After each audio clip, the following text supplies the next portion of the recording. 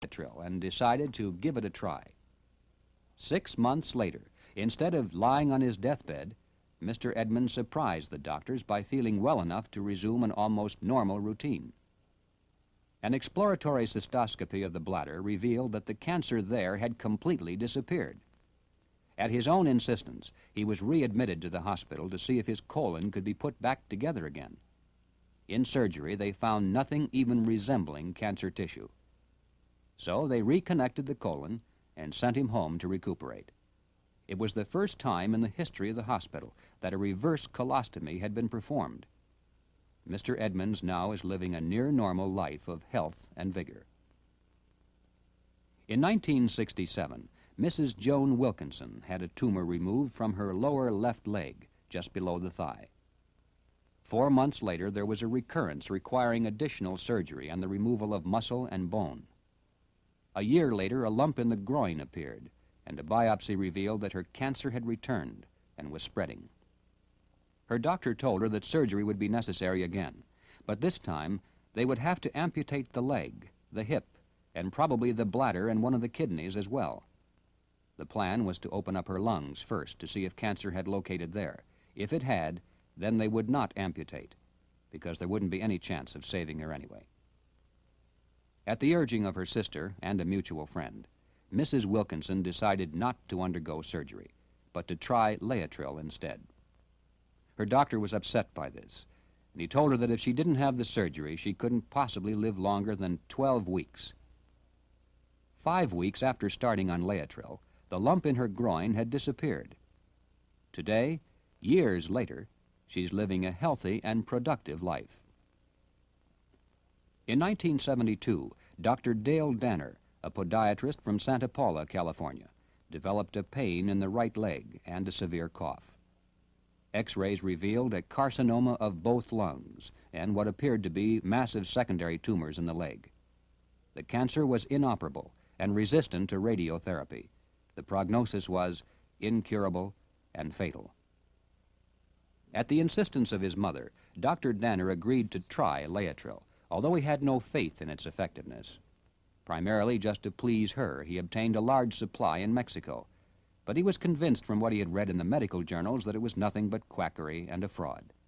Perhaps it was even dangerous, he thought, for he noticed from the literature that it contained large amounts of cyanide. Within a few weeks, the pain and the coughing had progressed to the point where no amount of medication could hold it back. Forced to crawl on his hands and knees and unable to sleep for 3 days and nights, he became despondent and desperate. Groggy from the lack of sleep, from the drugs, and from the pain. Finally, he turned to his supply of Laetrile. Giving himself one more massive dose of medication, hopefully to bring on sleep, he then proceeded to administer the Laetrile directly into an artery. Before losing consciousness from the medication, Dr. Danner had succeeded in taking at least an entire 10-day supply, and possibly as high as a 20-day supply, all at once. When he awoke 36 hours later, much to his amazement, not only was he alive, but also the cough and pain were greatly reduced. His appetite had returned, and he was feeling better than he had in months. Reluctantly, he had to admit that Laetrile was working. So he obtained an additional supply and began routine treatment with smaller doses. 3 months later, he was back to work. Since Laetrile was developed in 1952, there have been literally thousands of similar case histories reported and documented. And when all these are viewed as a group, they begin to take on the form of numerical statistics, which of course are more meaningful than individual cases. There have been at least 26 published medical papers written by well-known physicians who have used Laetrile experimentally in the treatment of their own patients, and who have concluded that Laetrile is both safe and effective in the treatment of cancer. The American Cancer Society and other spokesmen for the medical establishment would have us believe that only crackpots have endorsed this conclusion. But the doctors who conducted these experiments and those who share their conclusions are not quacks. Here are just a few of the names. In West Germany, there is Dr. Hans Nieper, director of the Department of Medicine at the Silbersee Hospital in Hanover. He is a pioneer in the medical use of cobalt and is credited with developing the anti-cancer drug cyclophosphamide. Undoubtedly, he is one of the world's most famous and respected cancer specialists. In Canada, there is Dr. N.R. Bouziane, Director of Research Laboratories at Saint Jean d'Arc Hospital in Montreal. He is a member of the hospital's tumor board in charge of chemotherapy. Also, he is Dean of the American Association of Bioanalysts. In the Philippines, there is Dr. Manuel Navarro, Professor of Medicine and Surgery at the University of Santo Tomas in Manila. He is distinguished internationally as a cancer researcher and has over 100 major scientific papers to his credit, some of which have been read before the International Cancer Congress. In Mexico, there is Dr. Ernesto Contreras, who for over a decade has operated the famous Good Samaritan Cancer Clinic in Tijuana. He is one of Mexico's most distinguished medical figures. He received postgraduate training at Harvard's Children's Hospital in Boston. He has served as professor of histology and pathology at the Mexican Army Medical School and as the chief pathologist at the Army Hospital in Mexico City.